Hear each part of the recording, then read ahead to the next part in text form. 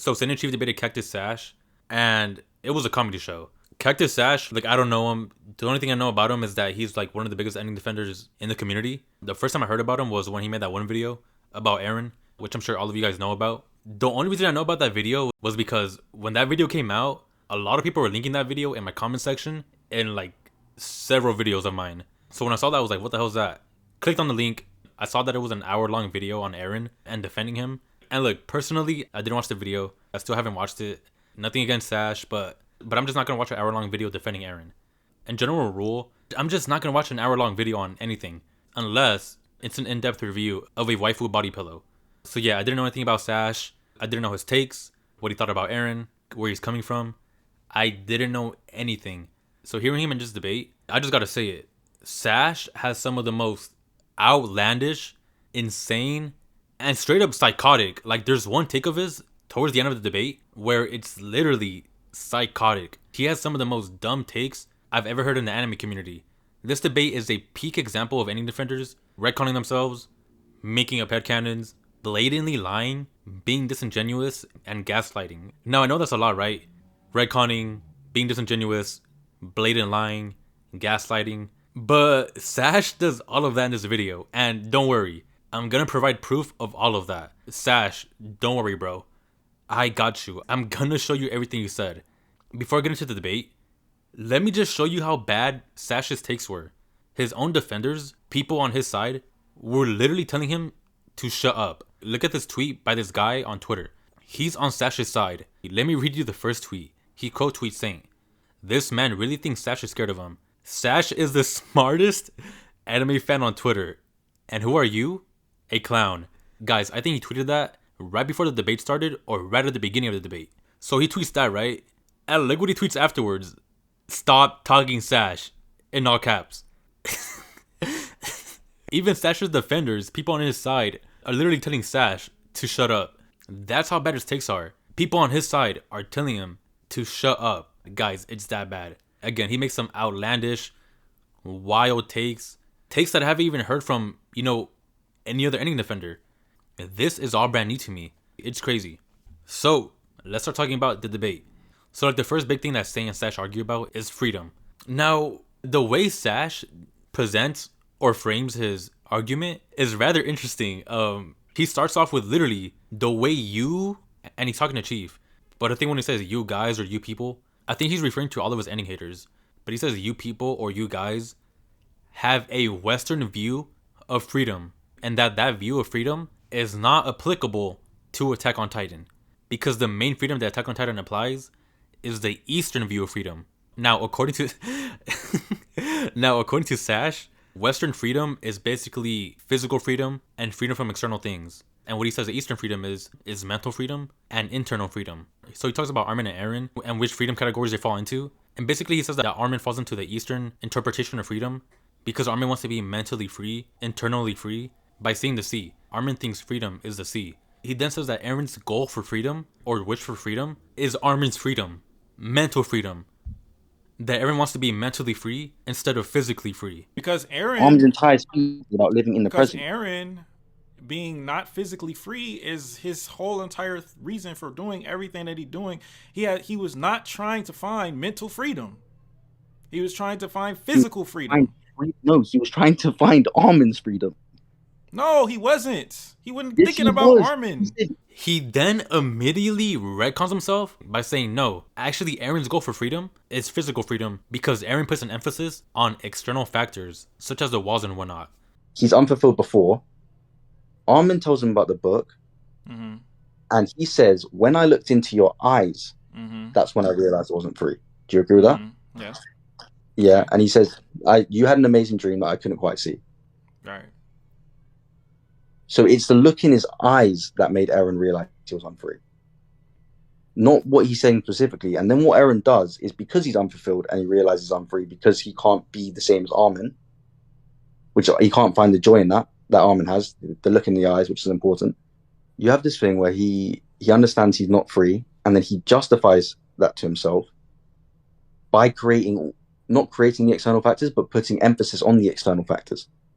So, for example, he can't see the can't see the sea, he can't see the blah blah blah, and he has all of the external factors. So the walls, they're trapping him in the small space, etc., etc., etc. So already, in a matter of seconds, Sash literally retcons himself. He says that Eren's freedom is Armin's freedom, but no. It's actually that Eren's freedom is physical freedom, external freedom, freedom from the walls. And at this point, I'm like, Sash, pick one. Just pick one. Does Eren want Armin's freedom? Or does Eren want freedom from the walls and Titans and his enemies? Pick one, Sash. Just pick one. And this is the and this is the funniest part. He then goes on to cite research papers on the different philosophies of Eastern freedom and Western freedom. Look, there's nothing wrong with bringing up research papers in a debate, but when you're bringing up research papers in the debate about anime, you just look mad goofy. I don't care who you are, if you're smart, if you're dumb, if you're bringing up research papers in a debate about anime, you just look mad goofy. The people against you already think you're dumb, and if you bring up research papers, then the people on your side will also think you're dumb. As I already showed, people on his side were telling Sash to shut up.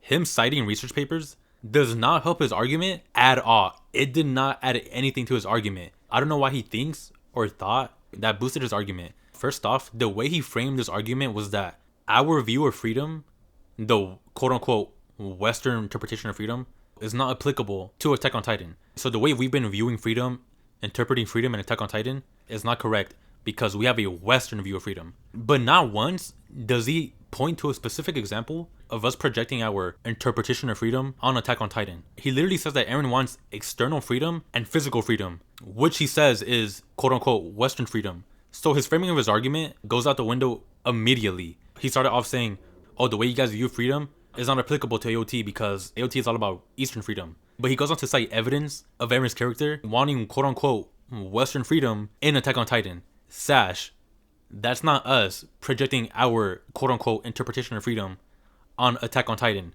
You just cited Attack on Titan itself, Eren's own character wanting freedom from the walls or external freedom and physical freedom. That's not us. That's not us Westerners. That's Attack on Titan. That's Isayama's writing. And then literally after switching up and saying that no, Eren actually doesn't want Armin's freedom. Eren wants his own freedom. He wants physical freedom, external freedom. I guess he goes back to saying that Eren actually wants Armin's freedom. And then Sash asks Saint, why would Eren be free if he destroys the world? For you, Eren being free once he's killed everyone, why would that make him be free? Oh my god. It seems like he forgot that the outside world wants to literally kill Eren and the people he cares about. So Sash, of course, Eren isn't going to be free just by seeing the sea. His basic argument here, and what I think he's trying to say, because he doesn't make it clear at all, because he literally retconned himself twice already, I think he's trying to say that Eren's version of freedom is wrong, because Eren wants freedom from external things, like the wall and his enemies, while Armin wants freedom just by going to the sea. And Sash is saying, basically, Eren should just be happy about reaching the sea, because that's freedom, according to Armin.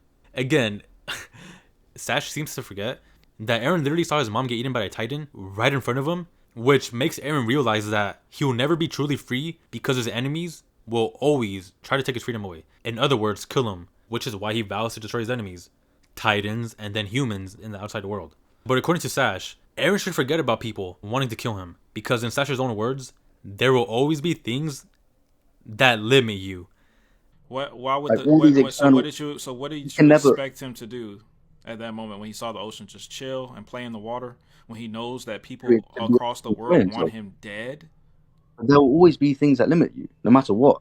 What do you mean there will always be things that limit you, Sash? Are you hearing yourself? They wanted to kill his entire. They wanted to kill his entire. So, ladies and gentlemen, if someone is trying to kill you, you should just accept it and just be free because, well, I mean, there's always going to be limits on you. Someone trying to kill you is a limit on you. And you know what? That's just a natural, normal aspect of life. Eren is wrong for wanting freedom from external things, like his enemies, titans, humans outside the world. He just needs to accept it. He needs to be like Armin, being free by seeing the sea. Just accept it. There's always going to be limits on you. It's normal, guys. If the whole world wants to kill you, it's just a limit. Oh, but God forbid. If you want freedom from people trying to kill you, then you're wrong. You're wrong.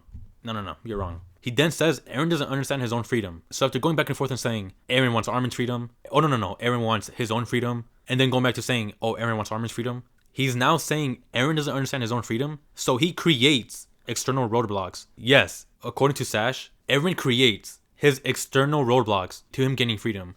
Physical freedom. We're saying You're the talking blank about plane. mental. I'm talking about physical. You're talking about mental. Yeah, I but think that's the it's point. Eren physical. completes them. That's the Eren doesn't understand. Like, what do you not understand about Also, that? Eren's What I'm saying? retarded. That's the whole point is that he can't see Armin's dream. Like, that's the whole point. He justifies it to himself by creating all of these external things, and he keeps on fighting these external forces. Apparently, Eren created the Titans. Eren made it so the outside world would hate him and want to kill him. Eren created all of that because he doesn't understand his own freedom. He mentions chapter 131 of Eren not understanding freedom. Eren is too stupid to understand freedom. No, it's so not even about stupid. That's not even stupid. It's pretty stupid. But we know, anyway, in 131, we know he doesn't understand freedom. How come? Because he says, anyone who saw those sights would be free. And then he says freedom while not seeing any of those sights. So you already know he's confused on his idea of freedom. What do you mean? And he argues that because Eren wanted to see the sights, he actually couldn't see the sights. So he doesn't understand his freedom. And then later on, he says that in chapter 131, that was when Eren was the closest to freedom ever. Yes, 131 is the closest he'll ever get to achieving freedom. So at first he says, in chapter 131, Eren didn't understand his freedom. But now apparently he's saying, oh, no. That was when Eren was the closest to freedom. And it's so bad to the point where Saint has to literally explain to Sash that Eren's freedom is different from Armin's freedom because Eren realized that people beyond the sea want to kill him. Why would Eren be free by seeing the sea when he knows the outside world wants to kill him? Why is he wrong in wanting to be free from people trying to kill him? So Armin showed him a book, and when Armin showed him that book and how excited Armin was about that book and showing Eren that there's more to life than these dusty ass walls that we have known our whole life. There's more out there. Eren never knew that. He never saw over the walls. All he saw his whole life was walls. And when he saw Armin's face, he saw, damn, that shit sounds dope. And look how happy that made Armin. Wouldn't it be nice if I was able to be happy like him? Wouldn't it be nice if we both were able to go outside and see that? Wouldn't it be nice if we were able to live our lives without being behind these goddamn fucking walls? But we can't. This is the thing, because though. those goddamn fucking Titans are outside. And Sash ignores him and responds with, but Armin was excited. But we can't. This is the thing, because though. those goddamn fucking Titans are outside. This is the thing, though. Armin's excited in that moment. And he calls Armin the exemplification of freedom. Freedom Armin in the present. Yes, Armin can do that. So what? Eren can't do that. Eren is not able to accept this bullshit like Armin is. Armin's parents wasn't even able to accept it. That's why they died. Yes, that's the whole point. That's why Armin is the exemplification of freedom. So once again, ladies and gentlemen, so according to Sash, because Armin was excited about seeing the sea, is the one that Eren should be pursuing. And I have to repeat it because that's how bad Sash's take is. According to him, if someone is actively trying to kill you and you want to stop people from killing you because you can't accept that, you're not actually free. Or at least your version of freedom is wrong. But if you accept that someone's trying to kill you and you convince yourself that temporary moments of freedom, like Armin reaching the sea, that version of freedom is right. And then Saint, he brings up an excellent question in the form of an analogy. So let me ask you a question. Yes. Let's say you're a slave, right? Like an actual slave. In what type? Like a physical slave? A physical slave, yeah. Like your actual physical slave. And you have a slave master. Yes. You have to pick cotton. And if you don't pick the cotton, the slave master going to come outside and beat the dog shit out of you, cut your leg off, kill your sister, your wife, whoever you got. So you got to do it, right? Yes. And another slave come around and say, bro, we free. What you talking about? Look at this book I got. Do you see the ocean? Would you be like, yup, he's a free slave? And the response that Sash gives is so funny because you can tell he got caught and he realizes his logic is flawed. Would you be like, yup, he's a free slave? What are you talking about, bro? You heard what I said. Yeah, you're talking about what I would feel? Would you feel like that was a free slave? And so he completely dodges the question. He starts acting stupid. He then goes on to say, if you're a physical slave, but you think in your head that you're free, then that makes you not a slave. That is literally what he says. But you're not actually free, though. You're physically slave. You're physically a slave. And Eren was physically not free. Eren was physically not free. You said you can be physically... You just said you can be mentally free while being physically a slave, right? Yes. So what part of you is a slave? If in your head you're not a slave. The part that gets up to pick this cotton when I don't want to. That part. Yeah, but in your head you're not enslaved. It doesn't in your head fucking you're matter okay what with my head thinks. Doesn't matter. My head could think I'm a fucking What do you mean dragon, if you're- but I'm not a What dragon does that though. mean? And he argues this by saying that reality is subjective. But what if I argue that reality is subjective then in terms of how you view the world? What? So yeah, if you're a literal slave, but in your head you say, you know what? I don't feel like a slave. Then automatically, according to Sash, you're not a slave. And the reason he thinks this is because he equates freedom to happiness. I'm a dragon. If in I your think head, I'm a dragon, bro, so if I'm a in your dragon. head you are free, as in by freedom we mean happiness, because that is what they Oh are no, equated you to. changing the word. We ain't talking about happiness. That's- We're talking about it's literally, free. like, We talking about would, free. like- Nope. Don't change the word. Stick it to Alright, freedom. don't- We talking about freedom. alright, We talking about freedom. But just a simple Google search of freedom and happiness literally tells you that they're not the same. If you're a slave and you think, you know what, I'm happy, I feel free, you're still a slave. You're still a physical slave. He then quotes Taoism and says that Armin embodies Taoism's version of freedom or interpretation of freedom. And he starts quoting Armin in chapter 137, talking about the baseball and the leaf. And again, he's still going on about how Eren really actually wanted Armin's freedom throughout the entire story of Attack on Titan. Because Armin's Eren, entire speech is about living in the because present. Eren being not physically free is his whole entire reason for doing everything that he's doing. He was not trying to find mental freedom. He was trying to find physical freedom. No, he was trying to find Armin's freedom.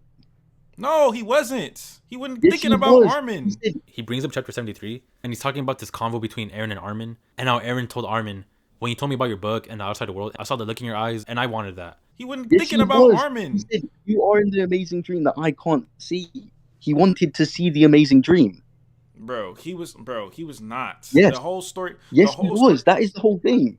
He wants to see. He wants to. every But literally 11 chapters later, chapter 84, when they're arguing who should live, Armin or Erwin, Eren literally says that he forgot all about Armin's dream and the cites in his book a long time ago.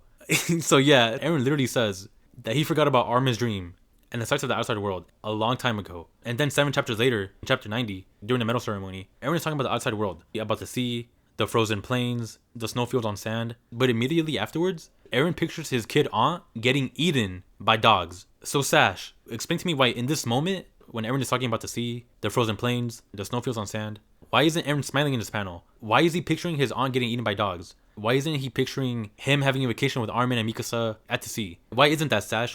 Could it be that Eren recognizes that he can never be truly free because he knows that people in the outside world will want to kill him? Could it be that Sash? I mean, Eren literally says that when they reach the sea.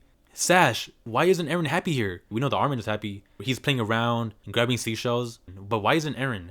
If Eren truly wanted Armin's freedom throughout the entire story, like you said, why in this moment is Eren not happy seeing the sea? Why does he not feel free? Why does he say that unless he kill people on the other side of the sea, will they finally be free? Why does he say that, Sash? Why does Eren say that if he wants Armin's freedom? Why doesn't he feel free right now? I mean, I could give you a simple answer. That doesn't require research papers. Eren knows that he cannot be free unless he destroys his enemies. That's the answer, Sash. Sash, why when Eren is walking around Marley, why is he sad and depressed? Why isn't Eren happy about exploring the world? Why isn't he happy like Armin? Could it be, Sash, that Eren realizes that people still want to kill him and parody his friends, the people he cares about, parody and his friends? Is Eren still wrong in thinking that? If Eren truly wanted Armin's freedom throughout the entire story of Attack on Titan, then Attack on Titan would have ended in chapter 131. In chapter 139, we know that Armin and Eren's convo in Paths takes place in chapter 131 in real time when Armin is on the boat with Annie. In this whole Paths conversation with Eren and Armin, they literally go sightseeing all the sites in Armin's book. Sash, why does Eren, after seeing all these sites and paths, not stop the rumbling? Sash, why is he not free? Why didn't Eren go, you know what? I'm free. I'm so happy right now. I saw a volcano with lava, the frozen plains, the sea. I'm happy, Armin. Sash then says that Eren has 4 goals: freedom, ending the Titan curse, his friends, and giving parody a fighting chance. And guys, again, he's still on the idea that Eren wanted Armin's freedom, but then he then goes on to say that Eren actually didn't want Armin's freedom because he actually wanted the world to be barren and flat. That's what he says. He wants to freedom. He wants freedom. What we He wants talking to about? see- he wants We to see talking the about amazing physical dream. or mental freedom? We gotta just. We He gotta. wants to see the amazing explain it dream. with you. So freedom for him and what he equated it to was the blank plane. Right. Emptiness. Nothing Then- there.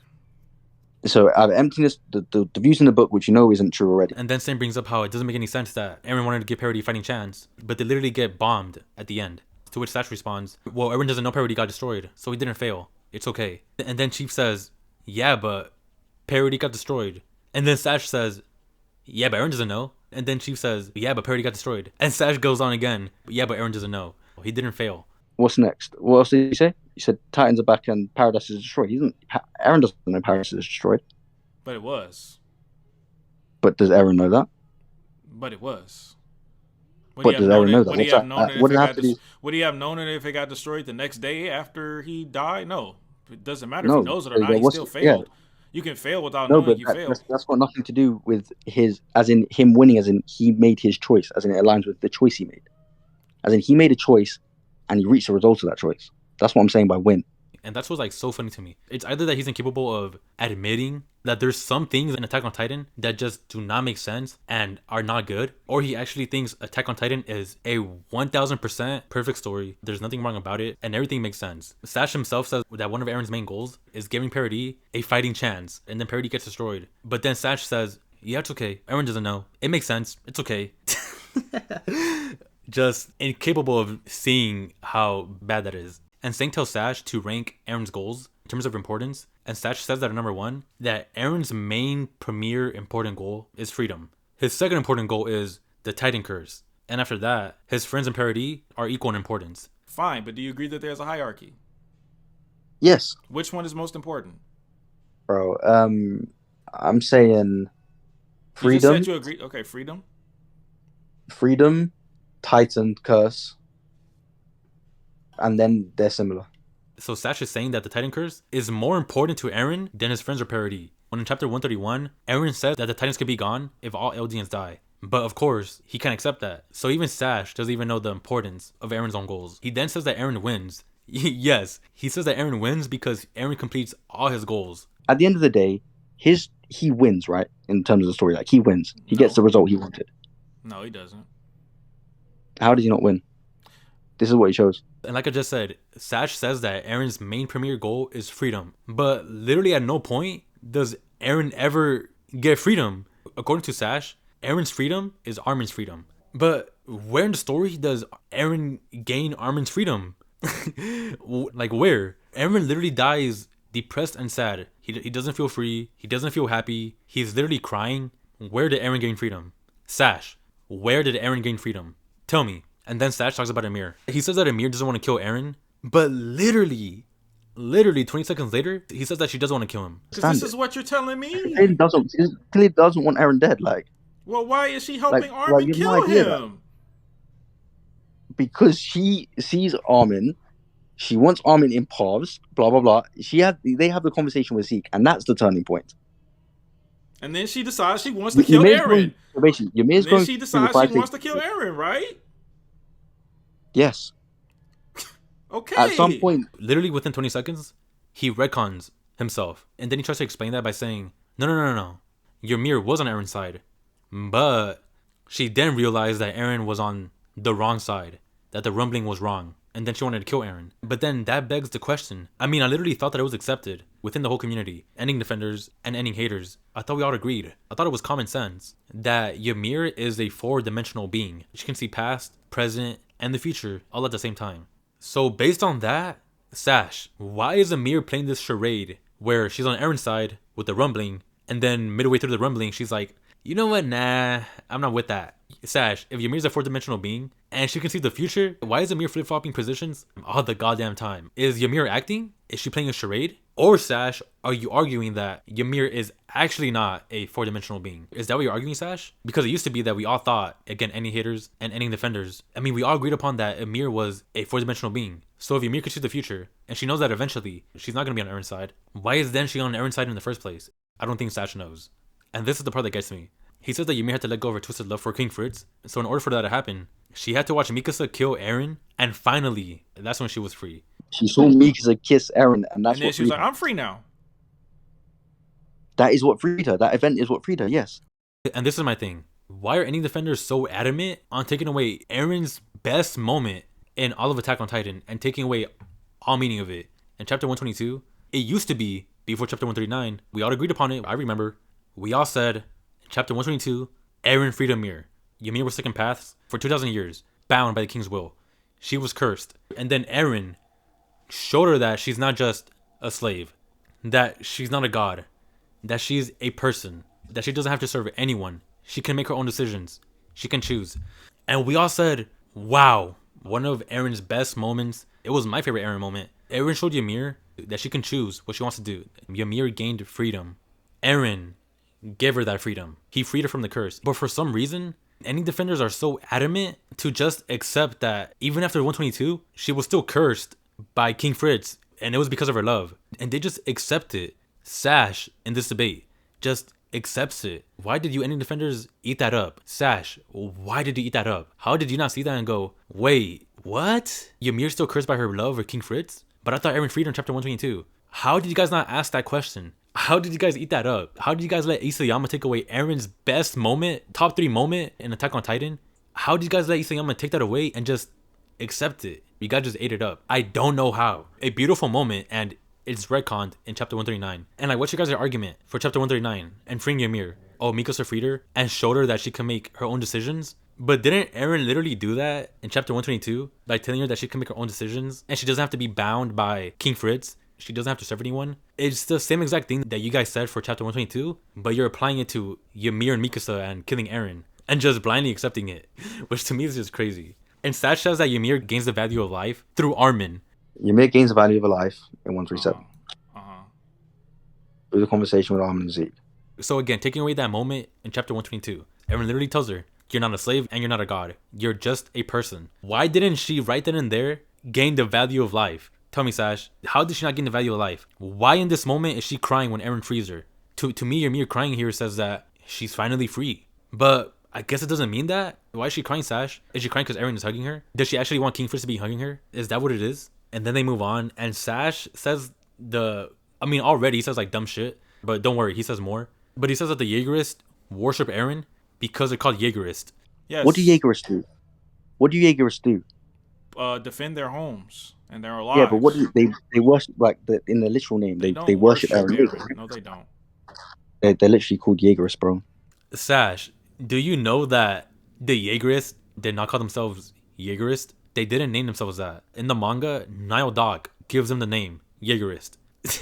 It's not a big thing at all. It's a really minute thing. It doesn't really matter. But I just found it funny how he really thought that the Jaegerists named themselves Jaegerists. Therefore, they worship Eren as a god. I just found that really funny. And then this was like one of the funniest moments in the whole debate. So at this point, they're arguing agency. And Sane says that Mikasa doesn't have agency because she doesn't think for herself. And he brings up that one moment where Mikasa asks Armin what she should do. And Sane's saying that Mikasa has no agency whatsoever because she's asking other people to choose for her. And then Sash's response is, no, Mikasa does have agency because she had the agency to ask Armin to choose for her. She always had agency. How could she not have had agency? When she was literally asking Armin, what should I do? I don't know what to do. That's agency to you? She's asking because you're not sure as a person. That doesn't mean she's functionally trapped by anything. I didn't say she's functionally trapped. You're changing the word. We're talking about agency. She wasn't making her own choices. She asked Armin to make her choices for her. She asked him to make it. It was her choice to ask him to choose. What? And then they start arguing about how it was Eren's plan to let himself get killed by the Alliance. Now, we all know Eren planned it out to let himself get killed by the Alliance. He literally says that in the beginning, like the first 2 pages of 139. But apparently Sash doesn't know that. For someone to be like the biggest ending defender, he doesn't know Eren's plan. He says that the only thing that Eren planned out was for them to be like the Tybers and to push them away, but nothing beyond that. And Stain says, no. Eren literally planned it out to where he will only kill 80% of humanity. And Sash disagrees with them. And this is where we get Sash blatantly lying and being extremely disingenuous to Saint. So Sash literally has 139 right in front of him on his computer or on his phone. I don't know. He's literally reading it, but he's intentionally not reading everything. Sorry? Did he lie when he told Armin that? When he told Armin what? That he left 80% of the world alive, or 20% of the world alive, so they'd be seen as in the highest regard. Did he lie? Did he said that was his just plan. says that he just says they'll be viewed as heroes. No, he said that was my plan. Those exact words.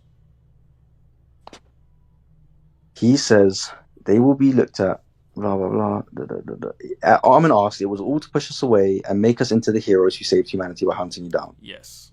He says, "So what is why I said?" He said, "They'll see you as heroes." No, you're not reading the Yes. whole thing. Let me go. How could you not see? Let me go read the whole thing for you. How could you not be seen as saviors by every surviving human being? You turned your backs on paradise in spite of being island devils to stand on the side of humanity to the end. You become the most respected people in the world. He deliberately misses the part where Eren says they won't be able to retaliate immediately. The rumbling will kill 80% of humanity. They won't be able to wage war. Eren literally planned it out, and somehow Sash, one of the biggest ending defenders, does not know that. He thinks the Alliance defeated Eren organically and that Eren had nothing to do with it. When literally like the first 2 pages of 139 are Eren and Armin talking about how Eren let himself get killed by the Alliance. That apparently he planned everything out. You know it's bad when I'm citing 139 as evidence against ending defenders. That's how bad Sash is. He doesn't even know his favorite ending. That's just bad. Okay, now we can finally get into like the funniest take that Sash gives that everyone's talking about. So Sash says that everything that happened in the story is because of Eren. Even before his own birth, Eren is the reason for everything apparently. So then you have this thing where he's connected to every single part of the story. And okay, slight tangent, but this is a really cool thing that I think you'll enjoy. Every single scene in the story is from the perspective of an Eldian. So technically, Eren is the entire story because he experiences it. And that's why the title of the story, that's why it aligns with the title of the story, which is Shingeki no Kyojin, which is the attack titan, which is itself Eren. So it works really well in like just like an expansive way. Eren is the entire story. He experiences it all. And he's the title of it, blah, blah, blah. He says that Eren is literally the entire story of Attack on Titan. Which is weird because for the past year, ending defenders have been telling me that AOT is a story about Mikasa, told from Eren's point of view, narrated by Armin. For the past year, they've been telling me that Mikasa is the main character of Attack on Titan. But now Sash is saying apparently not, that Eren is actually the entire story of Attack on Titan. And then Sash gives the most 1 quadrillion billion IQ take in all of anime and manga. He says that Eren freed the pigs. Why she free the pig? That's instinct. Oh, Bullshit. the pig's Eren. The pig's Eren, but let's not go into it. What do you mean? Why she free the pig? 137 literally says that as well. Why she free the pig if she doesn't value life? All life has she like, doesn't value life. Why she free the pig? I'm saying that's Eren. I don't care what that's Eren. Oh, you saying that's Eren who freed the pig? It's Eren's influence, yeah. Chief asks him, how is that possible? Where are you getting Eren freeing the pigs? And Sash says that in chapter 130, it explicitly shows it in the panels. So I was like, what? I don't remember that. So I went back to chapter 130, scrolled through, and his evidence for Eren freeing the pigs is this single panel showing pigs. So we... Okay, so just to give like a little context, Eren in his head is saying, I wonder where it all started. Back there, it's like Mikasa and Eren on a tree, and then it shows the pigs, and then it shows Grisha, and then it shows Eren kissing Historia's hand. His evidence for Eren freeing the pigs is the single panel in chapter 130. Somehow Sash took the single panel in chapter 130 and stretched it to, it was actually Eren that freed the pigs, not Ymir. I literally typed in the chat while the debate was going on, and I said, Sash defenders, how are y'all feeling right now? I'm gonna explain why he's wrong. But before that, I have never, this is the first time we've all heard this take. Before this debate, no one thought this. And that's the main problem with ending defenders. You see, with we, ending haters, we have the same answers, the same questions, the same explanations. We have the same everything that we've had the minute chapter 139 came out. Ending haters have a collective agreement on what were retcons, what were contradictions, of what were just blatant ass pulls, of what didn't make sense, and questions that were left unanswered. Ending haters have agreed on all of that. We all have the same thing to say. But ending defenders, I swear, always come up with something new, and that's their main problem. And that is why we ending haters are always making fun of them, because we see them always changing their opinions on chapter 139 every damn time. Oh, it was this. Oh, no, it was this. Oh, it was that. Oh, no. Oh, my analysis used to be that, but not no more. Oh, now I got a new interpretation. I got a whole new meaning of 139. Ending defenders within themselves do not even agree upon the story. They don't even agree upon chapter 139. They don't. One side thinks this, one side thinks that. And now, apparently, we got Sash, and I don't even know how many other people, because, to be honest, I don't even think his own, like, defenders or people on his side agree that Eren freed the pigs. But I guess that's an opinion now, and it used to be, or rather, it still is. It is an opinion that ending defenders are saying that Eren was a slave, he was a slave to Ymir the whole time, it was destiny, it was predetermined, and that's still a widely held opinion by ending defenders, right? And they think that's good, that Eren was being controlled by Ymir the entire time. But now, apparently, Sash is saying something completely different.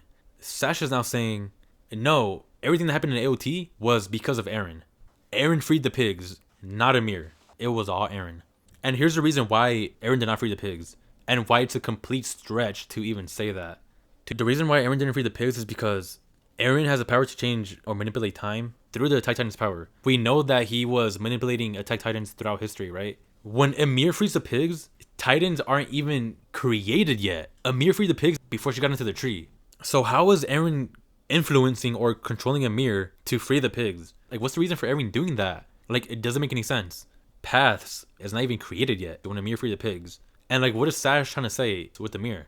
Like, he's deliberately taking away a big part or like a big moment of her character, right? Where she wanted freedom, which is why she freed the pigs. Eren freeing the pigs doesn't even add anything to his character, and he's taking away a big moment of Ymir's character. If Sash really believes that, then he has to 1000% believe that Eren controls Grisha to go see the blimp. Sash has to believe that 1000%.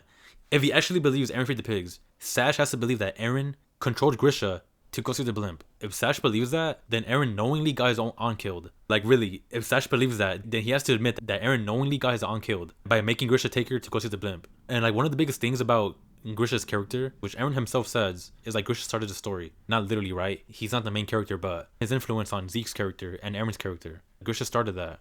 Kruger tells him that, and Eren tells him that. And I'm gonna be using Sash's own evidence against him. If Eren really freed the pigs, and Eren is really the entire story of Attack on Titan, like he did everything, then why is Eren asking, I wonder where it all happened? Is it back here, where I woke up with Mikasa on the tree? Is it when I presumably freed the pigs by controlling Ymir? Is it this moment with Grisha, where I was controlling him? I don't know.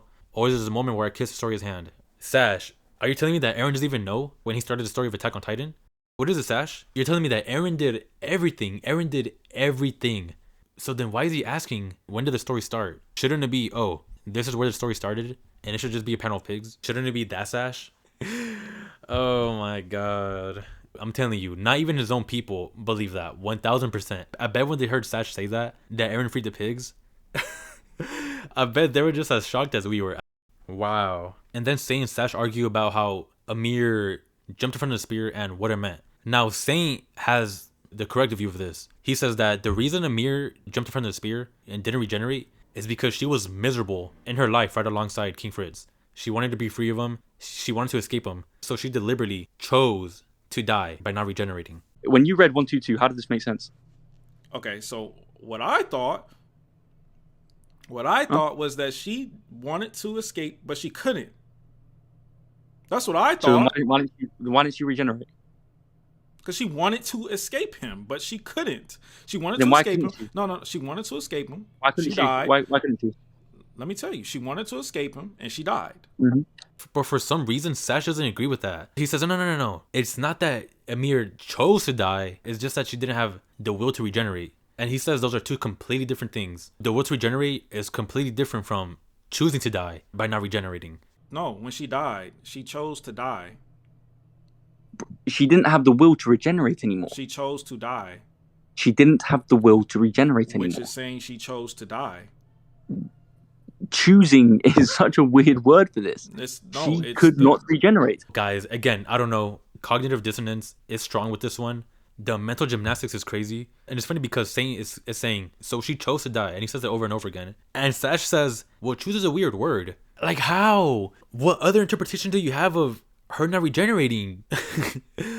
Like, Sash, tell us, what does it mean for her to not have the will to regenerate anymore? Why is it so hard for you to say, you know what? She didn't regenerate anymore because she chose to die. Why is it so hard for you to say that? But ladies and gentlemen, don't worry. He literally retcons himself by saying later on that, yes, Ymir in this moment, when she doesn't want to regenerate, she lost the will to live. She appreciated her life. No, when she gets hit by the spear, because we know for her to have regenerated, for the king to know she regenerates, she must have regenerated before.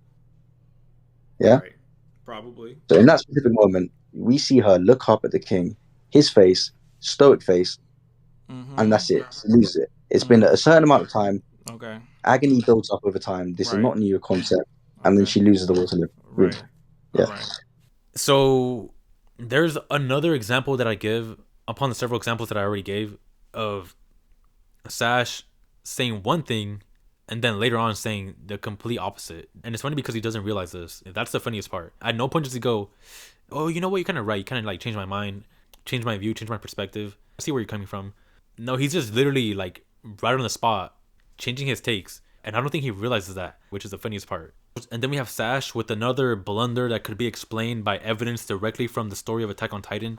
So it just kind of connects to the whole Sash trying to say that Eren is the main story. That everything that happened is because Eren did it. So saying is like, wait, how could Eren be doing everything when Ymir literally sent a message to Eren? How is it all Eren if that happened? And then Sash responds with, well, why don't you see that as Eren sending messages to himself? And it's like, Sash, why would you say that? Like, why would that be your take? Why? So therefore, she sent him a message. She sent him something. Why didn't you view it as Eren sending something? What? Why didn't you view it as Eren? Eren literally says or asks her, because there's a question mark, chapter 122, where you're the one that let me hear. Sash, if Eren sent messages to himself, why would he be asking Ymir this? Sash, please, give me an answer. Give us an answer. According to you, Eren did everything in Attack on Titan. He even sent messages to himself. So why is Eren, in this moment, saying this or asking Ymir this? How does that make sense? Well, that's the thing. It doesn't make sense. And then we get to the part where Sash literally, like, gaslights and, I mean, just blatantly lies to Saint. So it's really funny because he says that the Dina twist is perfect. Yes, he really says that. He says that Eren killing his own mother is perfect. You guys were talking about the Dina thing. What Dina thing? Him moving Dina away from Berthold. Huh? Him moving Dina away from Berthold. Do you want me to... Are you willing to hear me out on why that's actually like really, really perfect and really good? Go for it. Let's hear it. And his reasoning for that is because if Eren didn't change Dina's direction, then she would have aided Berthold, and that just would have created a cascade of different possibilities. Because Sash says that if Dina would have aided Berthold, then Annie and Reiner would have gotten Dina, which would have been totally different and would have created totally different things than what happened in, I guess, the real timeline or original timeline. Yeah, because if say, for example, she eats Berthold, Reiner and Annie stop the mission. They go back to Mali. Perfect. They go back to Mali. Done. Damn. Mali have a founding Titan. Not a founding Titan. They have a Titan of royal blood. They wouldn't have. And they know they have a Titan. They wouldn't have taken Dina. Yes, they would have. They're already about to stop it before, just because Marcel died. Yeah, but how could they have taken Dina with all those Titans coming? Because they would have grabbed her and run instead of carried on the mission. But it seems like Sash didn't read the manga, which is typical of ending defenders. It seems that Sash only watched the anime, and and I don't blame him for just being straight up wrong on this specific topic, because the anime skipped all of this. And I know Sash didn't read the manga. So Sash, if you just admit that you only watched the anime, just say that and I'll give you some leeway. But for now, I won't. So Sash says that if Dina eats Berthold, Reiner and Annie will be able to walk all the way back to Marley. It literally shows Annie, Reiner, and Berthold running up to the wall so they could do their whole plan. And it literally shows Annie running out of breath. She's tired. She doesn't have any energy anymore. So there's no way for Annie to run all the way back to Marley. That's just not possible right now. At this very moment, that's just not possible. And then Saint brings up a good point. Oh, but there were so many Titans around them. Wouldn't they have stopped them? And Sash just brushes that off. He's like, no. They still would have made it to Marley. They still would have ran back to Marley. They wouldn't have. And they know they have a Titan. They wouldn't have taken Dina. Yes, they would have. They're already about to stop it before, just because Marcel died. Yeah, but how could they have taken Dina with all those Titans coming? Because they would have grabbed her and run instead of carried on the mission. When it literally shows us Reiner being surrounded and getting jumped on by all the Titans in the area. So no, Sash. And Sash says that there were so many things that could have happened, but if something did happen, then Eren wouldn't know what to do. And Sash says that how like Eren couldn't have possibly figured out a solution other than killing his own mother. And I think he asks Saint, oh, like, what would you have done if you were Eren in this situation? And Saint fucks up and says, I don't know. And then Sash immediately jumps on him and says, you see, bro, that's what I'm saying. That's my point. If you don't know, how do you expect Eren to know? Sash, being the douchebag that he is, gaslighting Saint when literally Eren could have done anything other than kill his own mother. Yes, but everything would be different at that point. And how would they? I don't know. That's what I'm saying. Like the entire. That's what I'm saying. You know how you're getting confused right now? Do you know how you're getting confused right now in terms of like what would happen, like all the different possibilities and shit? Mm-hmm. That's what would Eren be if we're talking about him functionally.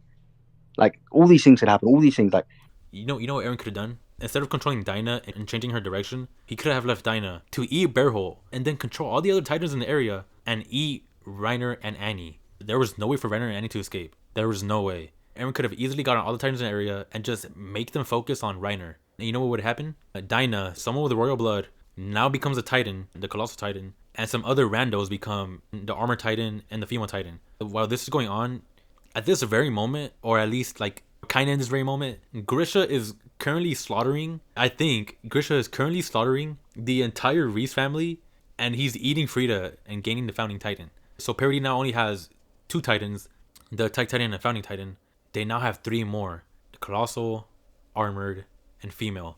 And more importantly, they have the Founder and the Titan with royal blood. Eren could have made it to where Grisha and Dina interact, and the story goes from there. He literally could have done that or anything else. But according to Sash, Eren killing his own mom is perfect writing because if Eren would have done anything else, it would have been bad. And that's all he says, it would have been bad.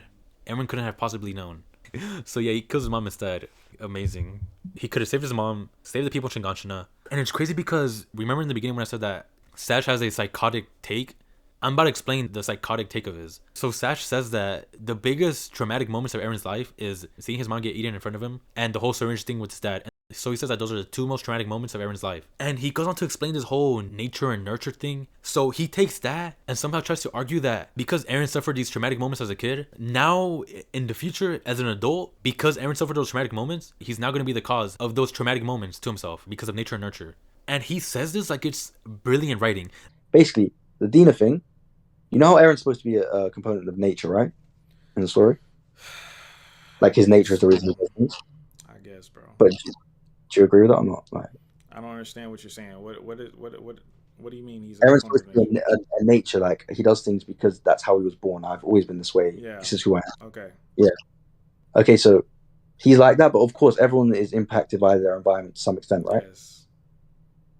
Okay, so what Isayama does in a writing way, which is amazing, is he gets the 2 biggest influences, the 2 biggest factors of his trauma, which is Grisha's serum and his mother getting eaten, and making them an extension of something he's done.